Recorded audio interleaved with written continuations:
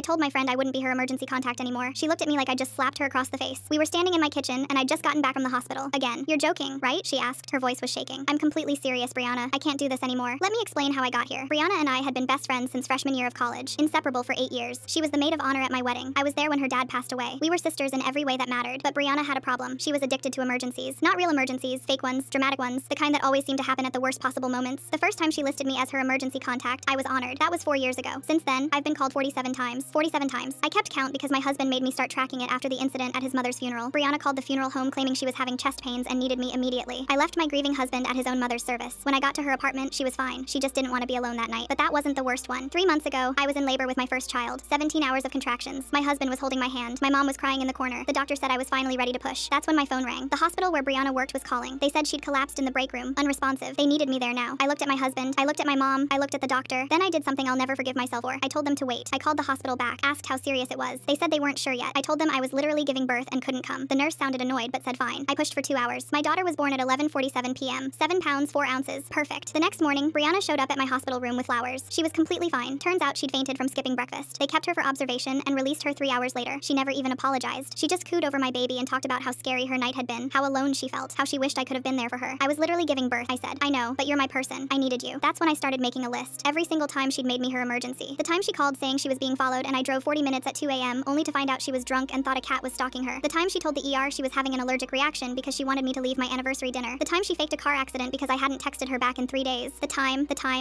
47 times. Last week was the final straw. I was at my daughter's 4-month checkup when my phone exploded. 6 missed calls from a hospital I didn't recognize. I called back in a panic. Your friend was brought in after a severe anxiety attack. She's asking for you. An anxiety attack. That was the emergency. I told the nurse I couldn't come. She said Brianna was hysterical and kept screaming my name. I said I was sorry, but I had my infant daughter with me. The nurse paused. Then she said something that changed everything. Ma'am, this is the 3rd time this month she's been here. Different hospitals each time. She always asks for the same emergency contact. You. I hung up, drove home in silence, put my daughter down for a nap. Then I sat at my kitchen table and cried. I wasn't crying because I was angry. I was crying because I finally understood. Brianna didn't see me as a friend. She saw me as a supply, a guaranteed response, someone who would always come running no matter what. So when she showed up at my door yesterday, I told her the truth. I'm removing myself as your emergency contact permanently. She started crying, telling me I was abandoning her, that I was the only person she had, that she'd die without me. I looked at her calmly. You've cried wolf 47 times, Brianna. If something real ever happens, I won't believe you anyway. Her face changed. The tears stopped instantly. You're really doing this? I'm really doing this. She grabbed her purse and walked toward the door. Then she turned around with this cold expression I'd never seen before. Fine. But when something actually happens to me, my blood is on your hands. She slammed the door. That was 3 days ago. She's already listed someone else as her emergency contact. Her new best friend from work, a girl named Melissa. I called Melissa yesterday to warn her. She laughed and said Brianna already told her I was jealous and controlling. I wished her luck. She's gonna need it.